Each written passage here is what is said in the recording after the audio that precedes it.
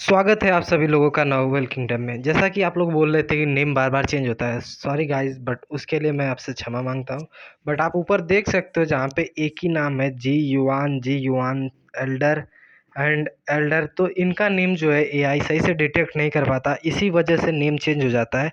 बाकी हम ट्राई करेंगे फुल नेम चेंज ना हो। बाकी थैंक यू, सुनते रहो स्टोरी, एन्जॉय एंड मेंबरशिप के लिए हमें टेलीग्राम पे कॉन्टैक्ट करें।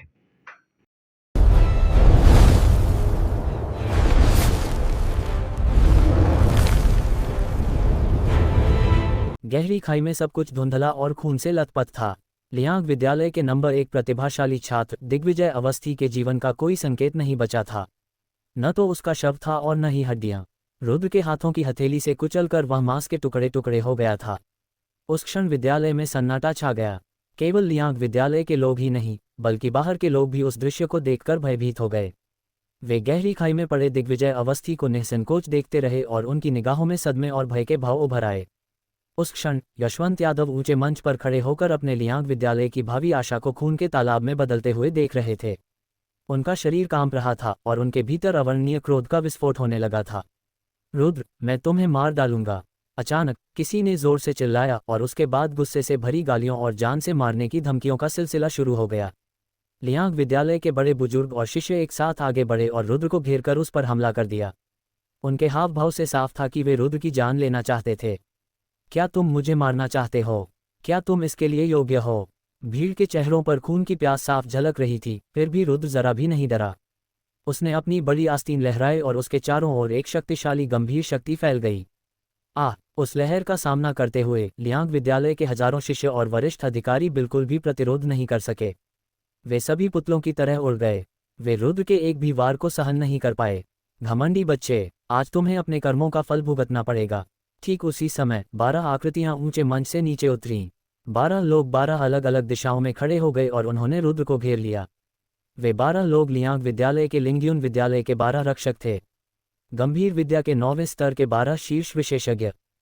उसी समय धूसर रंग की आत्मिक संरचना की एक परत संघनित होकर निकली और उसने रुद्र और लिंग्यून विद्यालय के 12 रक्षकों को भी घेर लिया। ये लियांग विद्यालय का धूसर लबादाधारी विश्व आत्माविद था। रुद्र, उचित समय पर रुकना ही तय हुआ था। तुम्हें मारने की क्या जरूरत थी?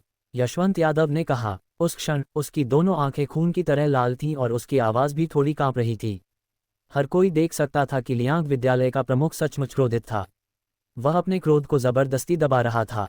रुद्र को जान से मारने की अपनी तीव्र इच्छा को जबरदस्ती रोक रहा था। दरअसल मैं मारना नहीं चाहता था।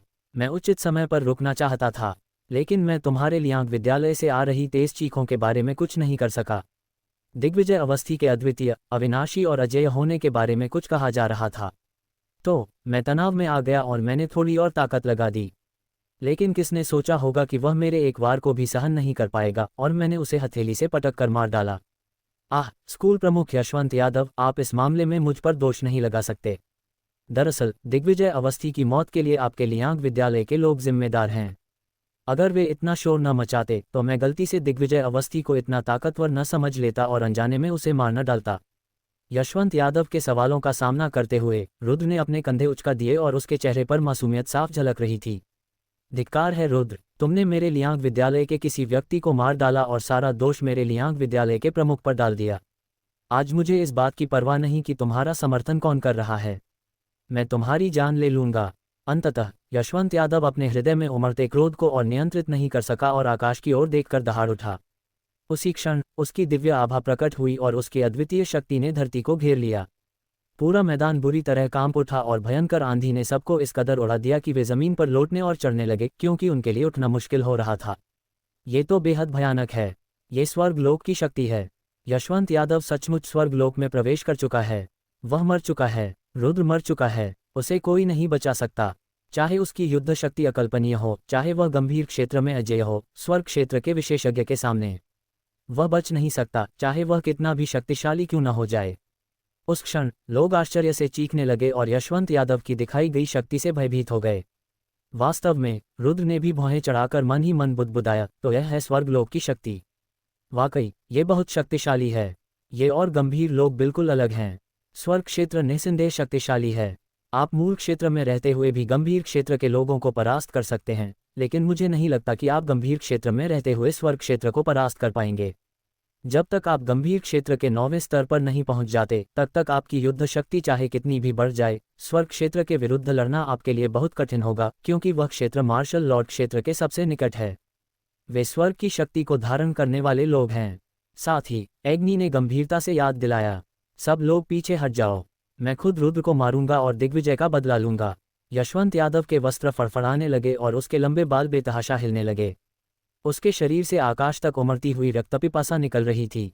वह उस भूमि पर अपना प्रभुत्व जमाए हुए थी और उसकी शक्ति के सामने रुद्र के लिए बचना लगभग असंभव था। यशवंत यादव के बोलने के बाद धूसर लबादा पहने विश्व आत्माविद ने तुरंत अपनी आत्मिक संरचना को भंग कर दिया और लिंग्युन विद्यालय के 12 रक्षक भी तेजी से ऊंचे मंच पर वापस चले गए, क्योंकि वे जानते थे कि यशवंत यादव वास्तव में क्रोधित थे।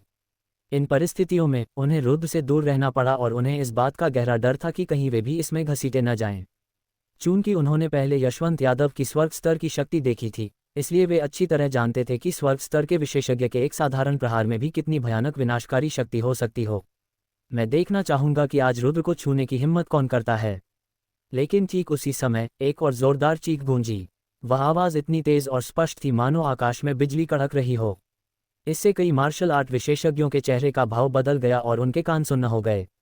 कमजोर साधना वाले लोग उस भयंकर चीख के सदमे से सीधे खून थूकते हुए बेहोश हो गए। उसी समय असीम दबाव की एक लहर आकाश से नीचे उतरी, मानो कोई अदृश्य पर्वत श्रृंखला नीचे की ओर दबाव डाल रही हो। जैसे ही वह भयानक दबाव नीचे आया, आकाश में एक वृद्ध आकृति भी प्रकट हुई। उन्होंने सुनहरे रंग का कवच धारण किया हुआ था और वे बिल्कुल युद्ध के देवता की तरह दिख रहे थे। वे धीरे धीरे आकाश से नीचे उतरे और अंत में जब अनगिनत निगाहें उन पर टिकी थीं, वे रुद्र के बगल में उतरे। वे रुद्र के बड़े भाई तेजस राजकुमार के महल में चिराग वंश के मुखिया चिराग थे। हे भगवान, ये तो चिराग है। इसकी आभा में क्या खास बात है? ये आकाश से कैसे उतरा? क्या इसका मतलब ये है कि ये भी स्वर्गलोक में प्रवेश कर चुका है और ये भी स्वर्गलोक का विशेषज्ञ है? चिराग का रूप सभी की उम्मीदों से कहीं बढ़कर था। उनकी शक्ति ने तो सबको चौंका ही दिया। उनकी शक्ति यशवंत यादव से कम नहीं थी, जिसका अर्थ था कि उस बूढ़े व्यक्ति की साधना यशवंत यादव से कम नहीं थी। चिराग, तुम भी स्वर्गलोक में प्रवेश कर गए। वास्तव में न केवल दर्शक बल्कि यशवंत यादव भी चिराग की शक्ति को देखकर स्तब्ध रह गए। जहां तक उसे पता था, वर्तमान एज्योर प्रांत की सीमाओं के भीतर केवल एक ही स्वर्ग क्षेत्र का विशेषज्ञ था, तेजस राजकुमार के महल का स्वामी। यशवंत यादव ने 1 वर्ष पहले स्वर्ग क्षेत्र में महारत हासिल की थी, इसलिए ये कहा जा सकता है कि वह एज्योर प्रांत में स्वर्ग क्षेत्र का दूसरा विशेषज्ञ था। लेकिन तभी तीसरे स्वर्ग क्षेत्र का एक विशेषज्ञ प्रकट हुआ। इसका मतलब था कि इसने नीले प्रांत में संतुलन बिगाड़ दिया और इसने उसे इस मामले को गंभीरता से लेने के लिए मजबूर कर दिया। चिराग ने यशवंत यादव पर बिल्कुल ध्यान नहीं दिया। उसने बस रुद्र के कंधे पर हाथ रखा और पूछा, मेरे भाई, तुम ठीक हो ना? बड़े भाई, मैं ठीक हूँ।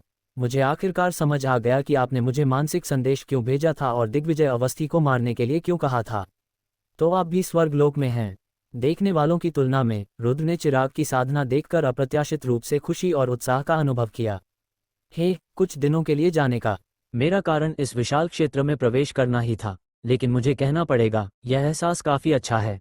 चिराग हंस पड़ा, फिर उसने यशवंत यादव की ओर देखते हुए जोर से चिल्लाया, स्कूल प्रमुख यशवंत यादव, मैंने रुद्र को दिग्विजय अवस्थी को मारने की अनुमति दी थी। अगर तुम्हें कुछ कहना है तो मुझसे भिड़ जाओ। चिराग के बोलते ही आसमान में बिजली कड़कने लगी और सब लोग डर गए। यशवंत यादव तो इतना क्रोधित था कि उसका क्रोध शांत नहीं हो रहा था। क्रोध से उसका पूरा शरीर कांप रहा था। उसने चिराग की ओर इशारा करते हुए दहाड़ा, चिराग, तुमने रुद्र को मेरे स्कूल के शिष्य की हत्या करने के लिए क्यों उकसाया? क्या तुम तेजस राजकुमार के महल के सदस्य होकर राजवंश के कानूनों को तुच्छ समझते हो और मानव जीवन को कुचल सकते हो? यशवंत यादव, तुम्हारे लियांग विद्यालय के दिग्विजय अवस्थी को अपने वरिष्ठों के लिए जरा भी सम्मान नहीं था और वह तो हद से ज्यादा बेलगाम हो गया था। उसने तो स्कूल के इतने सारे प्रधानाध्यापकों के सामने जांगीर की बाहें खींचकर तोड़ दी और एक वरिष्ठ को अपमानित किया। भले ही उसके जैसे शिष्य में थोड़ी बहुत प्रतिभा हो, लेकिन भविष्य में जब वह बड़ा होगा तो वह निश्चित रूप से कोई भलाई का काम नहीं करेगा, बल्कि वह केवल बुराई ही करेगा। और चूंकि उसे जीवित छोड़ना हानिकारक है तो उसे हटा देना ही बेहतर है ना? मैंने रुद्र को ये तुम्हारे लियांग विद्यालय की भलाई के लिए करने को कहा था, वरना अगर भविष्य में तुम्हारा लियांग विद्यालय उसके हाथों में चला गया तो निश्चित रूप से उसका पतन हो जाएगा और वह एक दुष्ट स्कूल बन जाएगा। यशवंत यादव, मुझे धन्यवाद देने की कोई आवश्यकता नहीं है। तेजस राजकुमार के महल के मुखिया के रूप में नागरिकों को नुकसान से बचाना मेरा कर्तव्य है। फिर मिलेंगे। चिराग ने पहले संतुष्टि से उंगली उठाकर यशवंत यादव को फटकारा, जबकि उसका थूक हवा में सीधा उड़ गया। फिर हंसते हुए उसने रुद्र के कंधों को पकड़ा, उछला और हवा में उड़ने लगा। वह पलक झपकते ही भीड़ की नजरों से ओझल हो गया। वे वहां से केवल अचंभित विद्यालय प्रमुखों, बुजुर्गों, शिष्यों के एक समूह को छोड़कर गए। साथ ही यशवंत यादव भी थे, जिनका चेहरा गुस्से से भरा था, लेकिन वे कुछ भी नहीं कर सकते थे। चिराग हवा में चल रहा था और उसकी गति अत्यंत तीव्र थी।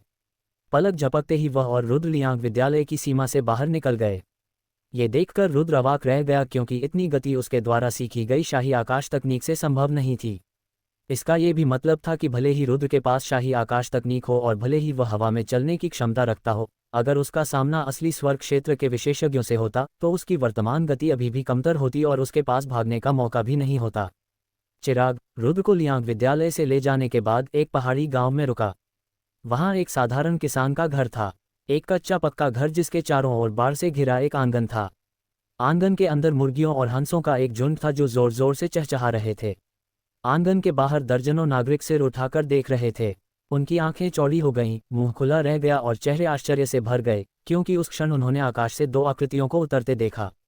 इससे पर्वतीय गांव के वे नागरिक पूरी तरह भयभीत हो गए, जिन्होंने इससे पहले कभी मार्शल आर्ट का अभ्यास भी नहीं किया था। कुछ लोगों को तो ऐसा लगा मानो स्वर्ग से देवता उतर रहे हों और एक एक करके वे जमीन पर घुटने टेककर आकाश की ओर प्रार्थना करने लगे। आकाश से उतरने वाले दो व्यक्ति स्वाभाविक रूप से चिराग और रुद्र थे। उतरने के बाद चिराग ने नागरिकों पर ध्यान नहीं दिया। वह रुद्र को सीधे उस कच्चे मकान में ले गया और उस कच्चे मकान के अंदर रुद्र ने दो परिचित चेहरों को देखा। उनमें से एक जहांगीर था। उसका चेहरा पीला पड़ गया था और होंठ बैंगनी हो रहे थे। वह लकड़ी के पलंग पर अचेत अवस्था में लेटा हुआ था। जिस पलंग पर जहांगीर लेटा था, उसके बगल में जैद कन्या विद्यालय की प्रमुख पसीने से तरबतर होकर इधर उधर भाग रही थीं। वह औषधीय घासों की मदद से जहांगीर की फटी हुई भुजाओं को सिल रही थीं। प्रभु चिराग, आप वापस आ गए। वह दिग्विजय अवस्थी बहुत ही नीच था। जब उसने जहांगीर की भुजाएं फाड़ी तो उसने अपनी गंभीर शक्ति का प्रयोग करके उसकी नसों और मांसपेशियों को नष्ट कर दिया। मेरे ज्ञान के अनुसार जहांगीर की भुजाओं को ठीक करने का मेरे पास कोई उपाय नहीं है। चिराग को देखते ही जैद कन्या विद्यालय के प्रमुख तेजी से बाहर निकल आए। डरने की कोई बात नहीं, हमारे पास एक विश्व आत्माविद मौजूद हैं। चिराग ने शांत भाव से मुस्कुराते हुए कहा, फिर अपनी नज़र बगल में खड़े रुद्र की ओर डाली। रुद्र ने भी बिना देर किए जहांगीर की दोनों भुजाओं की स्थिति का जायजा लेने के लिए तुरंत आगे कदम बढ़ाए।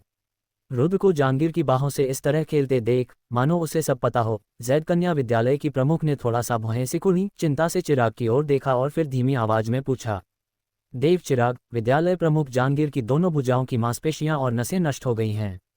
वे अब पूर्ण भुजाएं नहीं रहीं, बल्कि अपूरणीय भुजाएं बन गई हैं। हालांकि विश्व आत्माविदों की विधियां विशेष हैं, फिर भी मुझे खेद है कि उनका उपचार संभव नहीं है और हमें अभी भी किसी ऐसे व्यक्ति की तलाश करनी होगी जिसके पास और भी उत्कृष्ट चिकित्सा तकनीकें हों ताकि वे कुछ उपाय सुझा सकें। जैद कन्या विद्यालय के प्रमुख के संदेह का सामना करते हुए चिराग ने केवल हल्की सी मुस्कान के साथ कहा, हमारा विश्व आत्माविद कोई साधारण नहीं है। उसी समय रुद्र और जहांगीर की दिशा से एक चकाचौंध भरी रोशनी निकली। ये दृश्य देखकर जैद कन्या विद्यालय की प्रमुख चौंक उठीं और उन्होंने तुरंत इधर उधर देखा। हालांकि उन्हें ज्यादा उम्मीद नहीं थी, फिर भी काफी अनुभव होने के बावजूद वे भयभीत हो गईं। क्योंकि ठीक उसी क्षण जहांगीर की दोनों भुजाओं पर एक छोटी आत्मिक संरचना प्रकट हुई। ये संरचना प्रतीकों से सजी हुई थी और घूमती हुई बह रही थी, साथ ही इससे हल्की भूरे रंग की रोशनी निकल रही थी। जैसे जैसे रोशनी भुजाओं को घेर रही थी, ये प्रतीक अपनी अनूठी शक्ति बिखेरते हुए जहांगीर की दोनों भुजाओं में प्रवेश करते और बाहर निकलते रहे। जैसे जैसे प्रतीक हिलते गए, जहांगीर की फटी हुई मांसपेशियां और नसें ठीक होने लगीं। ठीक होने के साथ ही वे अपनी मूल नसों से फिर से जुड़ गईं। यह एहसास, क्या ये संभव है कि रुद्र एक धूसर चोगाधारी विश्व आत्मावादी हो? उसी क्षण जैद कन्या विद्यालय की प्रमुख ने हैरानी से अपना मुंह खोल दिया। श्री धूसर चोगा, क्या आपने उनके बारे में सुना है? चिराग मुस्कुराया, क्या इसका मतलब यह है कि धूसर चोगा वाला व्यक्ति रुद्र है?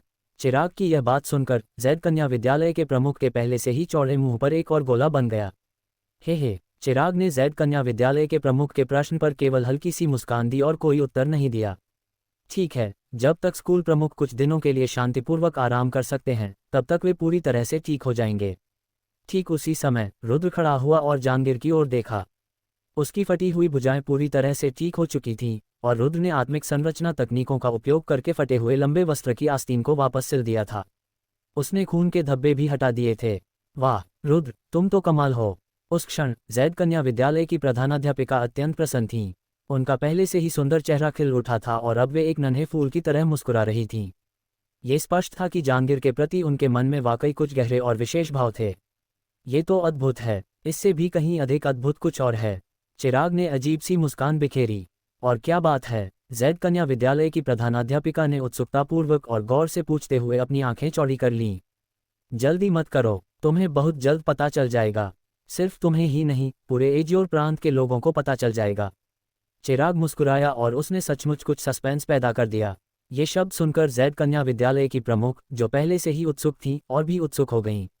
लेकिन चिराग के रुतबे और प्रभाव को देखते हुए उनके लिए और कुछ पूछना उचित नहीं था। वे केवल जल्द से जल्द खबर आने की प्रतीक्षा कर सकती थीं। उस गांव को चिराग ने खरीद लिया था। जहांगीर के वहां स्वस्थ होने के कारण उस गरीब और उदास पहाड़ी गांव के हर एक ग्रामीण को अकल्पनीय रूप से बड़ी रकम मिली। इसके अलावा कृतज्ञता के प्रतीक के रूप में ये जानते हुए भी कि चिराग ने ग्रामीणों को पहले ही पुरस्कृत कर दिया था, रुद्र ने उन्हें बहुत सारा सोना दिया, क्योंकि रुद्र के लिए पैसा जैसी चीजें केवल सांसारिक वस्तुएं थीं। उसके लिए केवल गंभीर औषधियां ही उपयोगी थीं। अचानक मिली अपार समृद्धि का सामना करते हुए जिन ग्रामीणों ने पहले से ही रुद्र और अन्य लोगों को भगवान मान लिया था, उन्होंने रुद्र और अन्य लोगों के साथ सम्मानपूर्वक व्यवहार करने के लिए गांव की सभी अच्छी चीजें निकाल लीं। मुर्गी, बत्तख, हंस, सुअर, घोड़ा, बकरी, खाने योग्य सभी चीजों को तरह तरह के तरीकों से बड़े ही स्वादिष्ट ढंग से पकाया गया था। रुद्र और अन्य लोग, जो लजीज पकवान खाने के आदी थे, जब उन्होंने पहाड़ी गांव में उस उत्तम भोज का आनंद लिया, तो ये कहना ही पड़ेगा कि यह एक विशेष शैली थी और काफी रोचक भी। रात के खाने के बाद रुद्र और चिराग हवा में टहलने लगे। इस बार चिराग रुद्र को पकड़े हुए हवा में नहीं चल रहे थे। रुद्र ने शाही आकाश तकनीक का प्रयोग किया और बैंगनी बादलों से घिरे क्षितिज की ओर चल पड़े। यह शाही आकाश तकनीक, शाही आकाश ऋषि ने वाकई एक असाधारण आविष्कार किया है। रुद्र को हवा में ऐसे चलते हुए देखकर मानो वह समतल जमीन पर चल रहा हो, चिराग ने प्रशंसा में सिर हिलाया। हवा में चलने की यह तकनीक, स्वर्गलोक में प्रवेश कर चुके व्यक्ति के लिए भी इसे बनाना असंभव था। फिर भी शाही आकाश ऋषि ने गंभीर साधना के बल पर ऐसी शारीरिक युद्ध कला का सृजन किया। ये सचमुच एक चमत्कार था। बड़े भाई, हालांकि दिग्विजय अवस्थी वाकई बेहद घृणित व्यक्ति है, क्योंकि उसने मेरे स्कूल के प्रमुख के हाथ तोड़ दिए थे, लेकिन लगता है मैंने उसे मारकर कुछ ज्यादा ही कर दिया है ना? अचानक रुद्र ने थोड़ी चिंता के साथ कहा। धिक्कार है लड़के, क्या तुम्हें ये शब्द बोलने में जरा भी शर्म नहीं आती? चिराग ने अपने होंठ सिकुड़े और रुद्र को घूर कर देखा। जब रुद्र का सामना चिराग से हुआ तो वह सचमुच थोड़ा शर्मिंदा हुआ और उसने थोड़ी शर्मिंदगी के साथ अपना सिर खुजलाया और उसने खंडन नहीं किया। ऐसा इसलिए था क्योंकि चिराग सही था। रुद्र के व्यवहार को देखते हुए दिग्विजय अवस्थी को मारना कोई बड़ी बात नहीं थी, बल्कि उन शब्दों को बोलने से ही वह अधिक विचित्र लग रहा था। बेशक रुद्र के ऐसा पूछने का कारण स्वाभाविक रूप से उसके अपने विचार थे। मैं समझता हूं कि तुम किस बात को लेकर चिंतित हो। यशवंत यादव स्वर्गलोक का विशेषज्ञ है, और भले ही तुम्हारी युद्ध शक्ति आसमान छू रही हो और तुम असाधारण प्रतिभा के धनी हो, लेकिन स्वर्गलोक के विशेषज्ञ का सामना करते समय ये कहना बिल्कुल उचित होगा कि तुम एक कमजोर चींटी हो। इससे पहले मैंने इस क्षेत्र में कदम नहीं रखा था, इसलिए मुझे सचमुच लगता था कि इस क्षेत्र के बारे में अफवाहें केवल किंवदंतियां थीं। हालांकि इस क्षेत्र में कदम रखने के बाद ही मुझे इस क्षेत्र की भव्यता का गहरा एहसास हुआ। चिराग ने पहले आह भरी, फिर बोलना जारी रखा। आप यशवंत यादव को अच्छी तरह नहीं जानते। वह बेहद महत्वाकांक्षी व्यक्ति है। खासकर स्वर्गलोक में प्रवेश करने के बाद उसका साहस आसमान छू रहा है और वह किसी चीज से नहीं डरता। वह किसी भी ऐसे स्कूल को एजियोर प्रांत की सीमाओं के भीतर स्थापित होने की अनुमति नहीं देगा जो उसके लियांग विद्यालय के लिए खतरा पैदा कर सके। हालांकि आपके एजियोर ड्रैगन की बढ़ती हुई शक्ति प्रकट हो चुकी है और आपकी असाधारण युद्ध क्षमता भी सामने आ चुकी है। चाहे आपने दिग्विजय अवस्थी को मारा हो या नहीं, यशवंत यादव आपको और आपके एजियोर ड्रैगन को नहीं छोड़ेंगे। वे आपके आसपास के लोगों को भी नहीं जाने देंगे। तो अगर तुम दिग्विजय अवस्थी को मार देते हो तो यशवंत यादव तुम्हें जाने नहीं देगा। अगर तुम उसे नहीं मारते तब भी यशवंत यादव तुम्हें जाने नहीं देगा। जब वो तुम्हें किसी भी हालत में जाने नहीं देगा तो क्यों न उसके सबसे प्रिय शिष्य को ही मार दिया जाए। चिराग ने रुद्र को समझाया। बड़े भाई, आपकी बात बिल्कुल सही है। रुद्र ने सहमति में सिर हिलाया, और कुछ मामलों में चिराग ने वास्तव में उन्हें उससे कहीं अधिक गहराई से समझा था। लेकिन चिंता मत करो, अभी मैं भी स्वर्गलोक में हूँ। इसके अलावा मेरे पीछे तेजस राजकुमार के महल है, और तेजस राजकुमार के महल के पीछे जियांग राजवंश है। इसलिए जब तक मैं, तुम्हारा बड़ा भाई, यहाँ हूँ, यशवंत यादव चाहे कितना भी साहसी क्यों न हो जाए, वह तुम पर हमला करने की हिम्मत बिल्कुल नहीं करेगा। चिराग ने अपनी छाती थपथपाते हुए आश्वासन दिया। बड़े भाई, आपके पीछे भी कोई असाधारण विशेषज्ञ है ना? रुद्र ने हंसते हुए पूछा। आप किसके बारे में बात कर रहे हैं? चिराग थोड़ा असमंजस में था। नीले लबादे वाला विश्व आत्माविद 100 मोड़ों की घाटी में एकांतवास में रह रहा है। रुद्र ने जवाब दिया। ओह, ये शब्द सुनकर चिराग को अचानक समझ आ गया और फिर उसने रुद्र की ओर मुस्कुराते हुए कहा, तुम सही कह रहे हो। वह वाकई एक बहुत ही कुशल विशेषज्ञ है, लेकिन वह एकांत में नहीं रहता। वह एजियोर प्रांत की हर बात को किसी और से बेहतर समझता है। उसके 100 मोड़ों की घाटी में रहने का कारण यह है कि वह नीले प्रांत में होने वाली हर घटना का अवलोकन करना चाहता है, क्योंकि वह एक व्यक्ति की तलाश कर रहा है। एक व्यक्ति? कौन सा व्यक्ति? रुद्र ने उत्सुकतापूर्वक और ध्यान से पूछा। हाँ, बहुत ही असाधारण व्यक्ति, लेकिन मैं आपको नहीं बता सकता। यह एक रहस्य है। अगर आप ही हैं तब भी मैं नहीं कह सकता। चिराग ने अपनी दाढ़ी सहलाई और फिर मुस्कुराते हुए रुद्र से कहा, वह व्यक्ति 9 प्रांतों के महाद्वीप की आशा है और तुम नीले प्रांत की आशा हो। रुद्र को चिराग की बातें पूरी तरह समझ में नहीं आईं, लेकिन वह ये समझ गया कि नीले लबादे वाले विश्व आत्माविद की पहचान सरल नहीं थी, और वह जिस व्यक्ति की तलाश कर रहा था वह तो और भी जटिल था। हालांकि रुद्र को ये जानने की बहुत उत्सुकता थी कि वह नीले लबादे वाला विश्व आत्मावादी कौन था और वह असाधारण व्यक्ति कौन था, लेकिन चूंकि चिराग बोलने को तैयार नहीं था, इसलिए रुद्र ने और कुछ नहीं पूछा। जांगीर के प्रति एहसानमंद होने के कारण रुद्र और चिराग पिछले कुछ दिनों से गांव से बाहर नहीं निकले थे। शुरू से अंत तक वे जांगीर की स्थिति पर नजर रखते रहे। जांगीर के होश में आने और उनके हाथ की समस्या कम होने के बाद ही उन्होंने अपनी यात्रा फिर से शुरू की।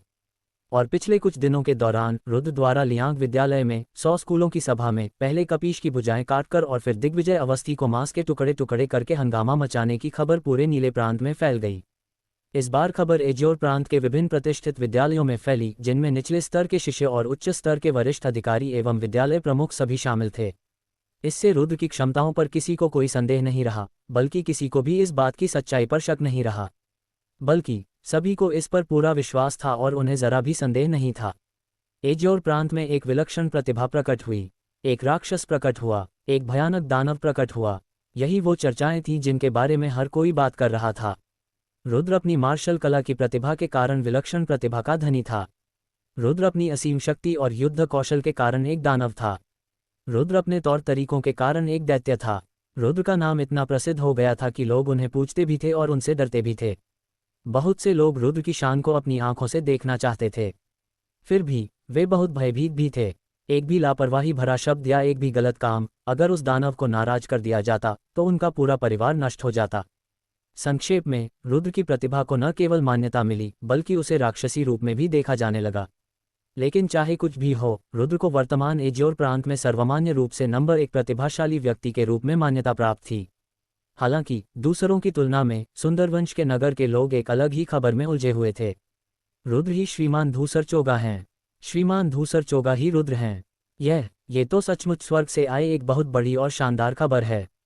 सुंदरवंश के एक मुख्य हॉल में महिका उत्साह से इधर उधर घूम रहा था। उसका चेहरा उल्लास से लाल था, क्योंकि वह श्री धूसर चोगा द्वारा दी गई चेतावनी को नहीं भूला था, जिसमें कहा गया था कि उसकी बेटियों की शादी उसके अलावा किसी और से नहीं हो सकती। शुरू में महिका काफी परेशान था।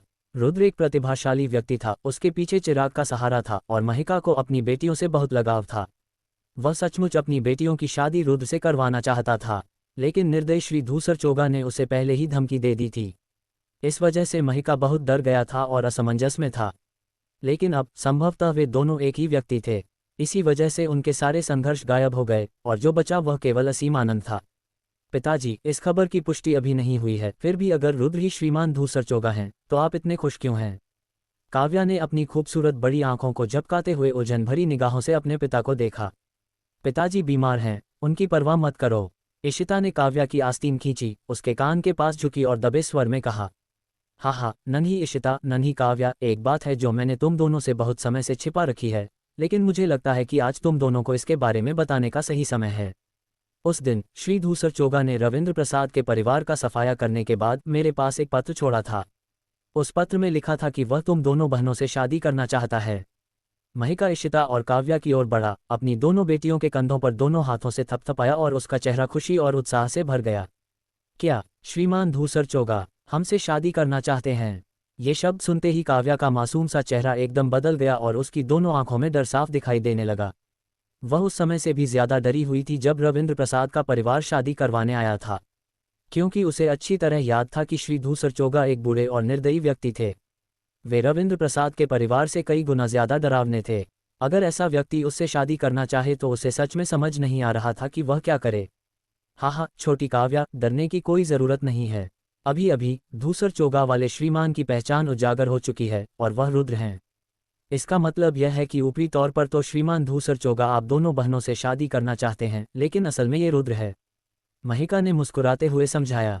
पिताजी, बकवास मत कीजिए। इस खबर का कोई सबूत नहीं है और रुद्र ने खुद कभी नहीं कहा कि वह श्रीमान धूसर चोगा हैं। लेकिन उसी क्षण इशिता गुस्से से चिल्लाई। उसने महिका का हाथ भी झटक दिया, उसकी ओर इशारा करते हुए बोली, आप वो पिता नहीं रहे जिनका मैं दिल से सम्मान करती थी, क्योंकि आपने हमें कभी अपनी बेटियों की तरह नहीं माना। हम दोनों बहनें तो बस आपके परिवार के भले के लिए बलि का बकरा हैं। इतना कहकर इशिता गुस्से में हॉल का दरवाजा खोलकर बाहर भाग गई। इशिता सुंदरवंश के नगर के एक ऊंचे टावर की चोटी पर बैठी थी। वह टावर के किनारे पर बैठी थी और उसकी पतली, लंबी, सफ़ेद और खूबसूरत टांगें हवा में लटक रही थीं। उसके दोनों हाथ टावर की छत पर रखे थे और वह दूर की ओर देख रही थी। हल्की हवा गुजरी और उसके काले लंबे बालों को उड़ा ले गई। उसकी सुंदर स्कर्ट भी उड़ गई, लेकिन उसके मनमोहक चेहरे को नहीं उड़ा सकी, साथ ही उसके वर्तमान उदास भाव को भी नहीं। बहन, अचानक एक सुंदर आवाज सुनाई दी और काव्या इशिता के पीछे प्रकट हुई। छोटी काव्या, तुम क्यों आए हो?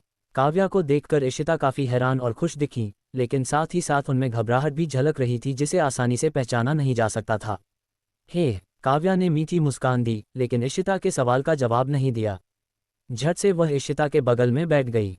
अपनी खूबसूरत टांगों को बड़े ही प्यारे अंदाज में समेटते हुए उसने अपनी छोटी सी नाक सिकुड़ी, इशिता की तरफ मुस्कुराए और बोली, बहन, क्या तुम उम्मीद करती हो कि रुद्र वही धूसर चोगा वाला आदमी है?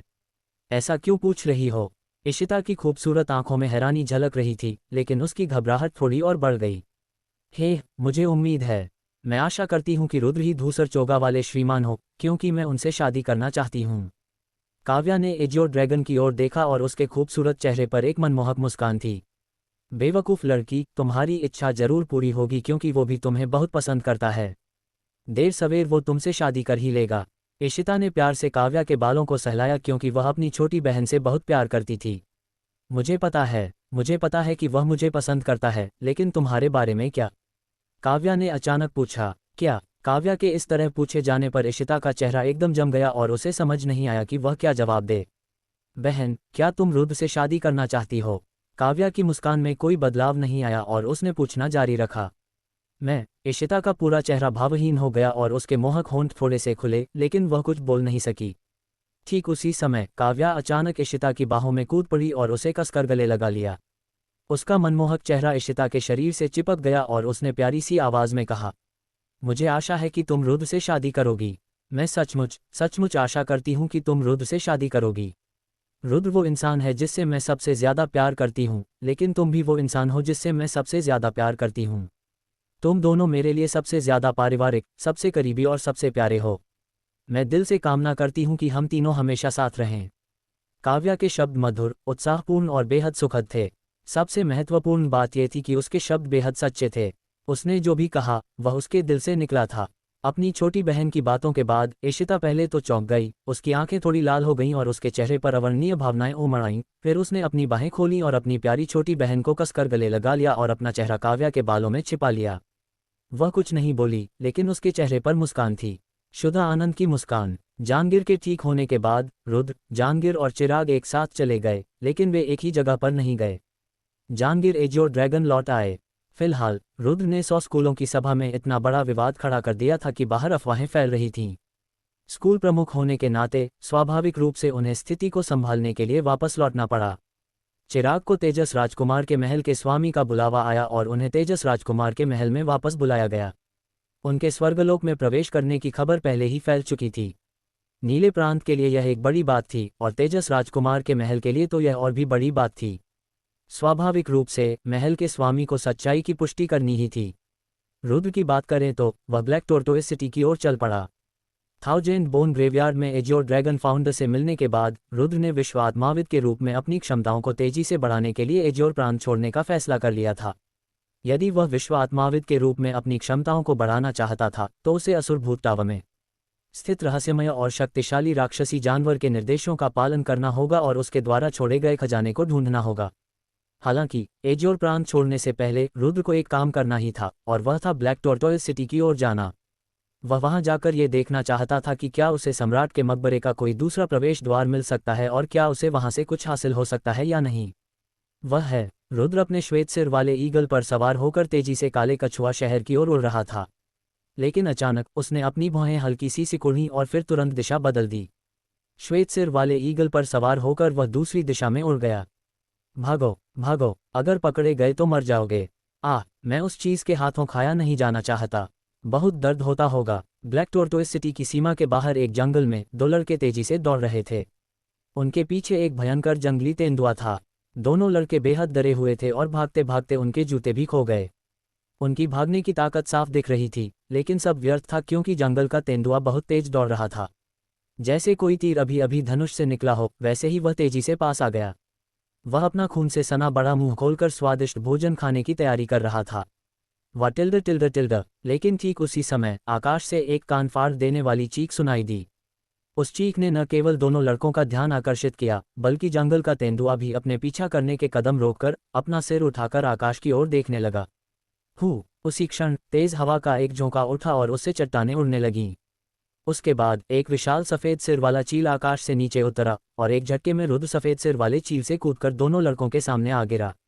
रुद्र को देखते ही दोनों लड़के मानो अपनी एकमात्र आशा देख बैठे और झट से रुद्र के आलिंगन में कूद पड़े। वे डरते हुए अपने पीछे मौजूद जंगली तेंदुए को देख रहे थे, मानो रुद्र को बता रहे हों कि वह बड़ा जानवर उन्हें खाना चाहता है। उस क्षण वन तेंदुआ थोड़ा झिझका। वह इस बात को लेकर असमंजस में था कि वहां से चला जाए या आगे बढ़ता रहे। अंत में जब उसने अपने कोमल और स्वादिष्ट भोजन को देखा तो वह फिर भी आगे बढ़ा और हमला करने की इच्छा रखने लगा। भागो! लेकिन ठीक उसी समय रुद्र ने अचानक जोर से चीख मारी। उसकी आवाज सामान्य लग रही थी, फिर भी ऐसा लग रहा था जैसे अदृश्य तेज तलवारें जंगल के तेंदुए को भेद रही हों। वह टिल्ड टिल्ड, जंगल का तेंदुआ दर्द से कराह उठा और दर्जनों मीटर दूर जा गिरा। तुरंत ही वह मुड़ा, लड़खड़ाते हुए पागलों की तरह जंगल की ओर भागा और बिना सिर घुमाए ही जंगल में घुस गया। ठीक है, डरो मत, यहाँ अब कुछ नहीं है। रुद्र ने मुस्कुराते हुए अपनी बाहों में लिए दोनों लड़कों को सहलाया। वह लड़कों के कांपते शरीर और उनके दिलों में छिपे डर को महसूस कर सकता था। पूफ! लेकिन तभी अचानक दोनों लड़के जमीन पर घुटने टेक कर रुद्र के सामने झुक गए। झुकते हुए उन्होंने रुद्र से कहा, हे परमेश्वर, हम आपसे विनती करते हैं, कृपया हमें अपना शिष्य बना लें। हे परमेश्वर, हम आपसे विनती करते हैं, कृपया हमें अपना शिष्य बना लें। उठो, बोलो। एक पुरुष होकर किसी को देखते ही घुटने टेक देना कैसा व्यवहार है।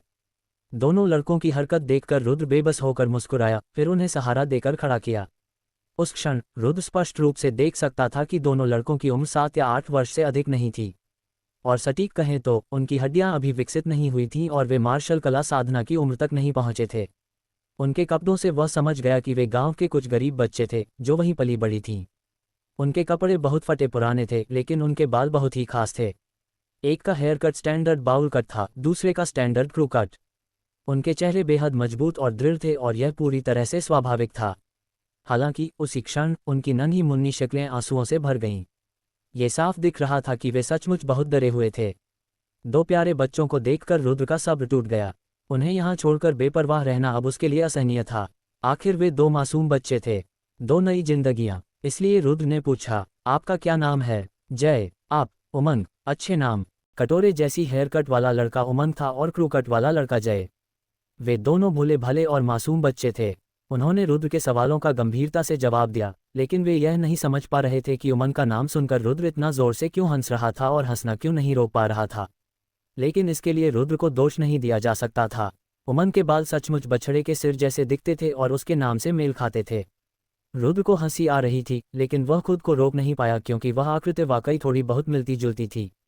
लेकिन हंसी तो हंसी होती है, और रुद्र ने जल्दी से अपनी भावनाओं को दबा लिया। फिर उसने गंभीरता से पूछा, जय, उमंग, तुम दोनों पहले मुझे जवाब दो। तुम दोनों इस घने जंगल में पहाड़ के इतने अंदर क्यों आए हो? हे भगवान, हम अपनी छोटी बहन को बचाने आए हैं। अलग अलग मुंह होने के बावजूद दोनों बच्चों ने एक साथ जवाब दिया। छोटी बहन। रुद्र सोच रहा था, अगर ये दोनों गुड़िया इतनी छोटी हैं तो उनकी छोटी बहन की उम्र कितनी होगी। हाँ, हमारी छोटी बहन को एक बदमाश अगवा कर ले गया है। हमें उसे बचाना है और वापस लाना है। हे ईश्वर, हम आपसे विनती करते हैं, कृपया हमें अपना शिष्य बना लें और हमें दिव्य विधियां सिखाएं। भावुक होकर बोलते हुए जय और उमंग एक झटके में फिर से घुटनों के बल बैठ गए। मैं तुम दोनों को कुछ क्षमताएं सिखा सकता हूं, लेकिन उससे पहले तुम्हें मुझे बताना होगा। तुम्हारी छोटी बहन को कहाँ ले जाया गया है? उसे कौन ले गया है? रुद्र ने गंभीरता से पूछा। कुछ समझने के बाद रुद्र को आखिरकार पता चला कि उमंग और जय भाई थे। उमंग सबसे बड़ा था, जिसकी उम्र इस साल 9 साल थी। जय दूसरा सबसे बड़ा था, जिसकी उम्र इस साल 7 साल थी, और उनकी एक छोटी बहन भी थी, जिसकी उम्र इस साल 5 साल थी, और उसका नाम नन्ही था। तीनों भाई बहन काले कछुआ शहर की सीमा के भीतर एक पहाड़ी गांव में रहते थे।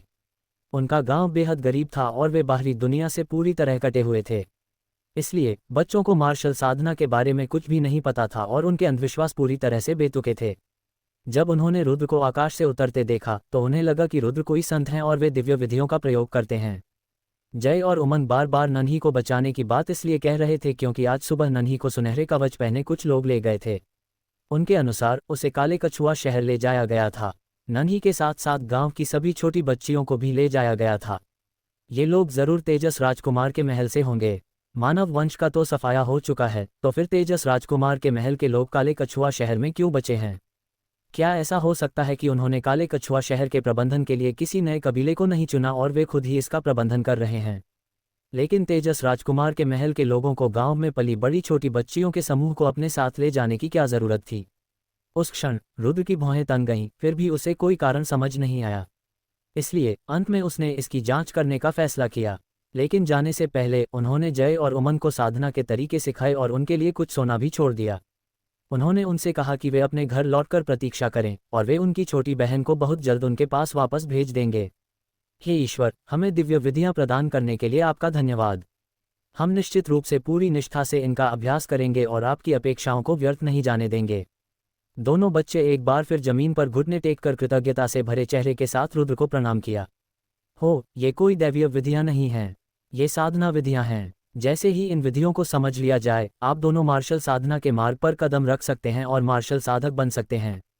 और मैं कोई महान ईश्वर नहीं हूँ। इस दुनिया में कोई ईश्वर नहीं है, और अगर कोई ईश्वर है भी तो वह निस्संदेह कोई अत्यंत शक्तिशाली व्यक्ति ही होगा। रुद्र मुस्कुराया और उमंग और जय के सिर पर हाथ फेरते हुए उन्हें श्वेत सिर वाले ईगल पर बिठा लिया। उन्हें गांव वापस छोड़ने के बाद उसने अपनी दिशा बदली और तेजी से काले कछुआ शहर की ओर चल पड़ा। काले कछुआ शहर पहुंचने के बाद रुद्र ने पाया कि यह इलाका वास्तव में वैसा नहीं था जैसा उसने सोचा था। इस पर पहले से ही तेजस राजकुमार के महल के लोगों का कब्जा था। तेजस राजकुमार के महल की बड़ी संख्या में सेना पहले ही वहां डेरा डाले हुए थी और राजकुमार के महल से कई प्रभावशाली लोगों को भी भेजा गया था। यहाँ तक कि गंभीर क्षेत्र में भी कई 100 लोग मौजूद थे। जिस स्थान पर उन्होंने डेरा डाला था वह सबसे महत्वपूर्ण हिस्सा था, मानव वंश का पूर्व निवास। क्या ऐसा हो सकता है कि उन्होंने कुछ खोज लिया हो? रुद्र ने तेजस राजकुमार के महल के कपड़े पहने और चुपके से उस जगह में घुस गया जहां उन्होंने डेरा डाला था। कुछ खोजबीन के बाद रुद्र ने उत्साहपूर्वक पाया कि तेजस राजकुमार के महल के लोगों ने वास्तव में काले कछुआ शहर में कुछ खोज निकाला था। उन्होंने जो खोजा था वह वही था जिसे रुद्र खोजना चाहता था। काले कछुआ पर्वत श्रृंखला में स्थित सम्राट के मकबरे का प्रवेश द्वार। इससे पहले जब रुद्र काले कछुआ शहर पहुंचा तो उसने सम्राट के मकबरे का प्रवेश द्वार को खोजने की कोशिश की। लेकिन उसकी कोशिश व्यर्थ रही, क्योंकि अपनी क्षमताओं के बावजूद भी वह पूरी तरह से असहाय था। उसे कुछ भी नहीं मिला, मानो प्रवेश द्वार का अस्तित्व ही न हो।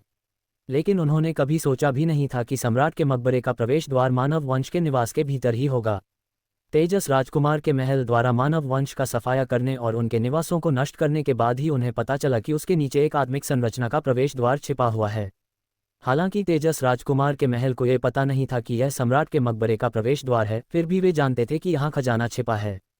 इसलिए उन्होंने बड़ी संख्या में लोगों को उस स्थान पर तैनात किया और यहाँ तक कि अपने धूसर लबादाधारी विश्व आत्माविद को भी भेजा। वे प्रवेश द्वार खोलकर खजाना लूटना चाहते थे।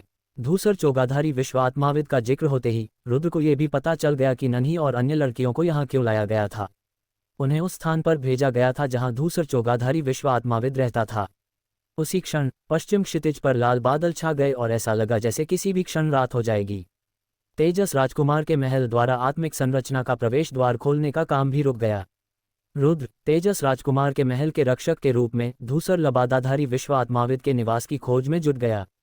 अपनी तीव्र पहचान शक्ति के बल पर रुद्र काफी दूर से ही उस तंबू से आ रही बातचीत की निम्नलिखित आवाजें सुन सका जहां रक्षकों के प्रमुख मौजूद थे। ये बूढ़ा आदमी हर दिन वह हमें कुत्तों की तरह इधर उधर भगाता है, लेकिन इतने दिनों बाद भी वह आत्मिक संरचना का प्रवेश द्वार भी नहीं खोल सकता। हर दिन ये बूढ़ा दरिंदा हमसे काले कछुआ शहर के बाहर स्थित गांव से कुछ सुंदर लड़कियां ढूंढने को कहता है ताकि वह उनका यौन शोषण कर सके। इतनी सारी छोटी बच्चियों को इस वजह से मरते देखकर मुझे सचमुच पाप का एहसास होता है। चुप रहो, तुम सब शांत हो जाओ। वह एक धूसर लबादाधारी विश्व आत्माविद है और उसकी जासूसी करने की शक्ति अत्यंत प्रबल है। अगर उसने तुम्हारी बातें सुन ली तो तुम सब मर जाओगे। तंबू में बैठकर पे पीते हुए कई पहरेदारों ने दबे स्वर में आपस में कहा। धिक्कार है, इतनी सारी लड़कियों को अगवा करने का कारण यही था। उसी क्षण सच्चाई जानने वाले रुद्र ने गुस्से से अपनी मुट्ठियां भींच लीं और नीली नसें लगातार निकलती रहीं। हर दिन वह कुछ छोटी बच्चियों का बलात्कार करके उन्हें मौत के घाट उतार देता था। अगर यह घिनौना नहीं था तो और क्या था? जिस व्यक्ति में थोड़ी भी इंसानियत होती वह ऐसा कभी नहीं कर सकता था। फिर भी नीले प्रांत के शासक तेजस राजकुमार के महल ने ऐसे घिनौने कामों में किसी की मदद की थी? इसमें और शैतानी शिक्षाओं में कोई अंतर नहीं था। इस बात से रुद्र बेहद क्रोधित था और तेजस राजकुमार के महल से उसकी निराशा और भी बढ़ गई थी। उस विचार को सोचते ही रुद्र ने अपनी छिपकर चलने की गति तेज कर दी। कुछ देर भाग दौड़ करने के बाद आखिरकार वह धूसर लबादाधारी विश्व आत्माविद के निवास पर पहुंच गया। मानव वंश के घर तो पूरी तरह से मलबे में तब्दील हो चुके थे, इसलिए उनके सारे घर तंबू में थे।